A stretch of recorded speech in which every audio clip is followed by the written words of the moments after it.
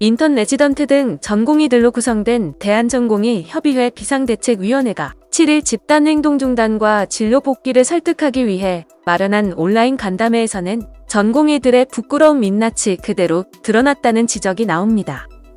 그동안 전공의들은 의과대학 정원 확대, 공공의대 설립, 첨약건강보험 급여화, 원격의료 등 4개 의료정책을 원점 재검토 또는 철회시키는 것이 의료개혁이라면서 진료 거부 명분으로 삼았습니다. 신종 코로나 바이러스 감염증이 다시 극성을 부리는 상황에서도 응급실과 중환자실을 비운 전공의들을 국민들이 대놓고 비판하지 않았던 것도 그들의 주장이 제대로 된 방향으로 진행되면 국민들을 위해 더 나은 결과로 이어질 것이란 기대 때문이었습니다. 하지만 이날 간담회에선 정작 의료개혁의 최대 수혜자가 되어야 할 국민은 철저히 무시됐고 직역 이기주의를 앞세운 극단적 발언들이 여과 없이 쏟아졌습니다.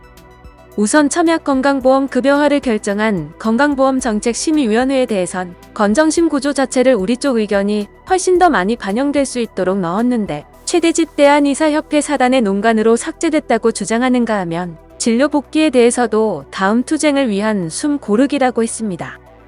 그러면서 합의안을 성실히 이행 못하거나 악법 발의, 학생 구제 불성실 이행, 단체행동 돌입 못하도록 하는 여러 제도적 제한 등 법안을 발의 시 피를 흘릴 각오하고 사직서 쓸 각오하고 나와야 한다는 발언도 나왔습니다.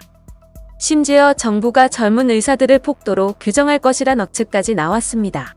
비대위는 최대집 의협 회장이 서명한 합의를 깨고 파업을 지속한다면 국민 상당수가 등을 돌릴 것이라며 정부에게는 파업을 지속하는 젊은 의사들을 폭도로 규정하고 공권력을 이용해 마음대로 탄압할 수 있는 빌미를 제공할 수 있다고 했습니다.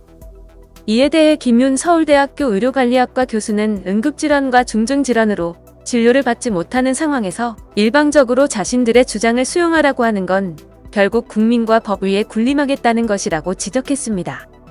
김 교수는 전공의들은 정부에게 합리적으로 민주적인 정책 과정과 절차를 통해 의사를 개진할 수 있는 기회를 달라고 하는 게 아니다라며 대한민국엔 헌법, 선출된 정부기구, 헌법기관, 이해 당사자들이 있는데 이들을 무시하고 주장만 관철하고 있다고 했습니다.